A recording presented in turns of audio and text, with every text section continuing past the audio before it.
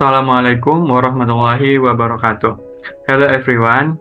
Okay, introduce us from the Ciliata Protozoa group together with me, Sahria Lubis, 36, and my friends. I'm Katia Septiani, 07. I am Anggi Natasha PBR Malau, 11. So, in this video, we will discuss Ciliata Protozoa, which will be started by Natasha.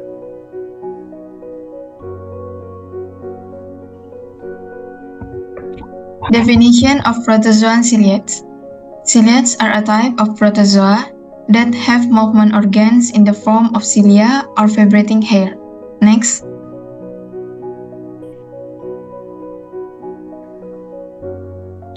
Characteristic features. Ciliate live in fresh water, which contains lots of bacteria or organic substances. Ciliates have a shape like a sandal or sandala and has a blunt part of the front and tapered at the back. Respiration excretion takes place on the surface of the body plasma membrane. Although ciliate generally live in fresh water, but there are also those that live in other places, for example, in the human thick intestine, which can cause stomach disorder. Ciliate move using cilia to find food. The cilia can cover the entire surface of the cell. Ciliate have a distinctive characteristic, namely their extensions. There are two types of nuclei, namely the small micronucleus and the macronucleus, the big one. In general, one cell has one or more nuclei of each type. Ciliates generally reproduce asexually, drug fission binary. When the pre-existing macronucleus disintegrates and the macronucleus new ones are formed the cell macronucleus. Next.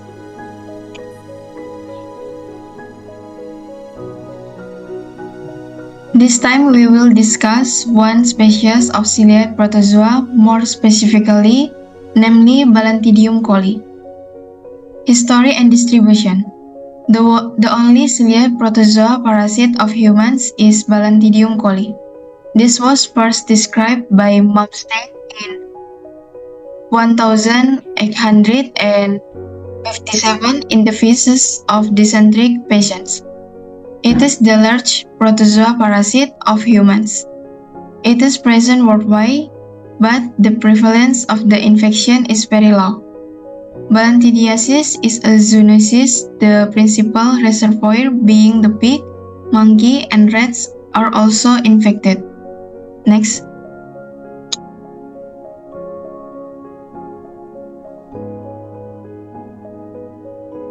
Morphology and life cycle. Balantidium coli occurs in two stages are the trophozoite and cyst. The trophozoite lives in the large intestine, feeding on cell debris, bacteria, starch grain, and the other particles. The trophozoite is a large ovoid cell, about 60 to 70 micrometer in length and 40 to 50 micrometer in breadth. Very large cells measuring up to 200 micrometer are sometimes seen. The cell is enclosed within a delicate pellicule showing longitudinal striations. The anterior end is narrow and the posterior broad. At the anterior end is a groove peristome leading to the mouth cytostome and a short blank galled cytopharynx. Posteriorly, there is a small anal pore, cytopage. The cell is covered all over with short delicate cilia. The cilia around the mouth are large adorable cilia. The cell has two nuclei, a large kidney-shaped macronucleus and lying in its concavity a small micronucleus. The cytoplasm has one or two contractile vacuoles and several food vacuoles. The trophozoite is motile, being propelled forward by a vigorous synchronous motion or the cilia. 6. Encystation occurs as the toprozoid passes down the colon or in the evacuated stool. The cell rounds up and secretes a cyst wall around it. The cyst measures 50 to 60 micrometer in diameter. The macronucleus, micronucleus, and vocals are present in the cyst also. The cyst remains viable in phases for a day or two. Multiplication during the tropozoid stage is by transfer binary fission. Conjugation occurs infrequently, during which reciprocal exchange of nuclear material takes place between two tropozoids enclosed within a single cyst wall. Balantidium coli can be grown in culture in the media used for growing a histolical. Next.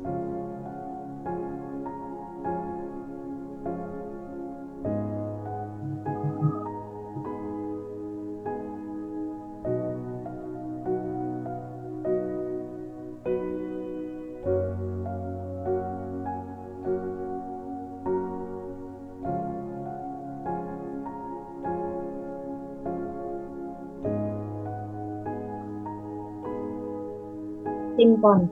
Most people infected with Balantidium coli do not experience symptoms whatever. However, this parasite infects the large intestine and causes very small cysts to appear.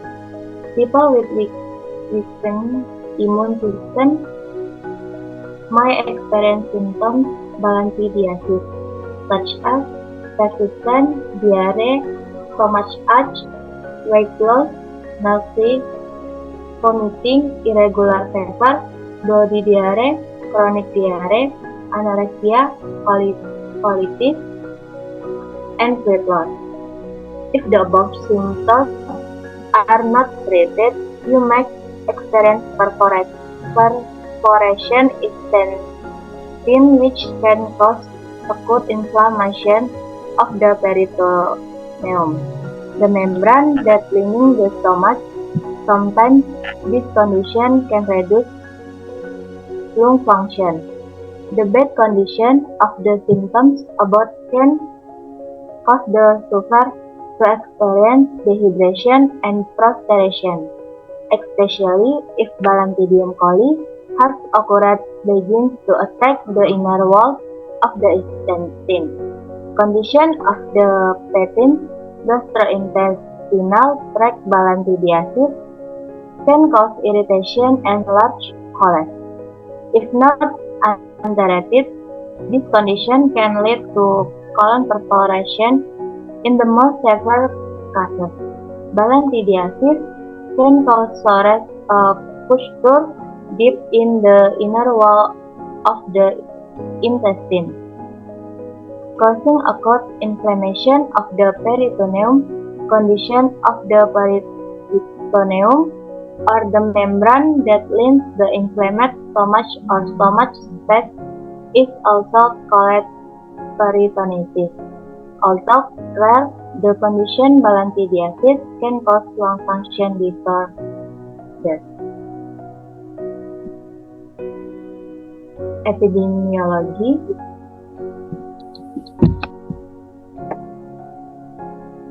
There are most of them in areas with hot climates.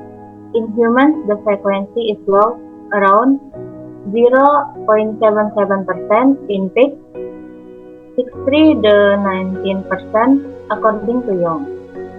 In the United States, the coli has a wide distribution with estimates the prevalence is 1%. In Papua New Guinea, infection increased based on culture carried out on pigs. Epidemics can arise in patients in mental hospital in United States of America. Balantidium coli has also been widely reported in people who raise pigs. There are two different species, with Balantidium coli, which can be transmitted from pigs to humans, and Balantidium swis cannot be transmitted to humans. Main source, namely in humans who suffer from disease, infection can occur and increases in humans who often come into contact with pigs, such as pig farmers.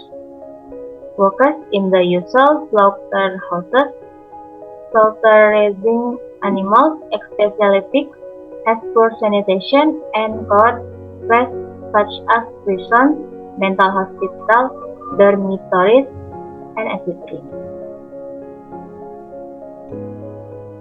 Several other epidemiology of Balantidium coli, including personal hygiene and environmental sanitation, play a very important role in the process of preventing this disease. 2. The frequency of Balantidium coli between humans and pigs is more common in pigs. 3. Balantidiasis is a zoonotic disease. And 4. Transmission to humans occurs from hand to mouth or through food contaminated with pig feces with kids, and the kids are swallowed, resulting in infection.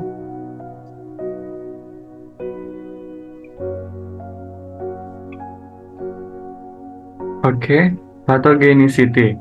Infection is acquired from pigs and other animal reservoirs or from human carriers. The infective form in the cheese, which is ingested in contaminated food or drink. Excision takes place in the small intestine, and the liberate propozoids reach the large intestine, where they feed and multiply as lumen commensals. Infection is very often confined to the lumen and asymptomatic. Clinical disease results only when the propozoids burrow into the internal mucosa, set off colonies and initiate inflammatory reaction. This leads to mucosal ulcer and submucosal abscesses, resembling the lesions in amoebiasis. Clinically also, balantidiasis resembles amoebiasis, causing diarrhea of frank dysentery with abdominal colic, tenesmus, nausea, and vomiting. Next.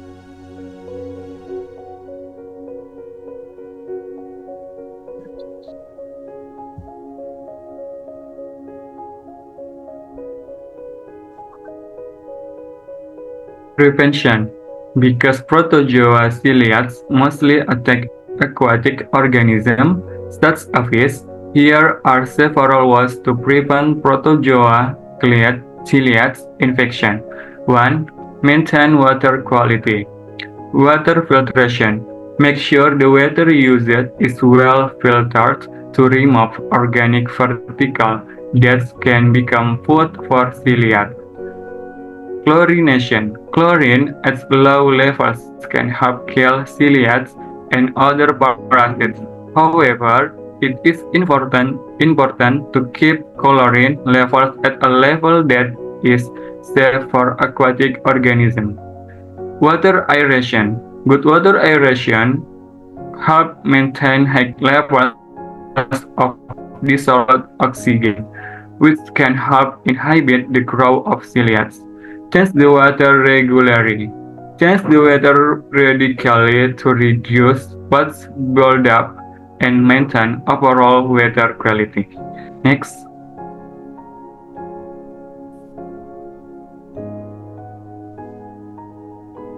Two, disinfection of equipment. Equipment such as nets and cleaning equipment should be disinfected regularly to prevent the spread of ciliates. 3. Added salts. Certain types of freshwater fish may have a small amount of salt added to their water to help prevent infection. However, make sure to research first whether salts is safe for the species of fish you keep. and preventing celiac protozoan infection depends on the host to be protected, which can be fish, human, or the animal. However, in general, several preventive steps that can be taken include 1. Maintain personal and environmental cleanliness. Make sure to drinking water and water sources are clean, and pay attention to good sanitation and waste management. Next.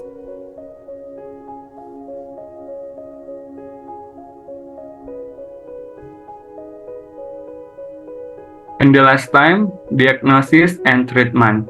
Diagnosis is established by demonstration of the parasite in pests, while motile trophozoites occur in diarchoic phases. These are found in farmed salts. Treatment milligram every 6 hours for 10 days in successful. Metronidazole have also been reported to be useful. Prophylaxis consists of avoidance of contamination of food and drink with human or animal feces. Next.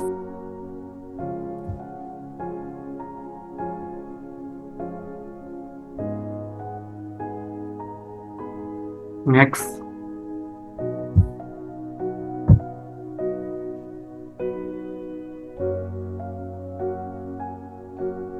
Okay, thanks for the attention and goodbye.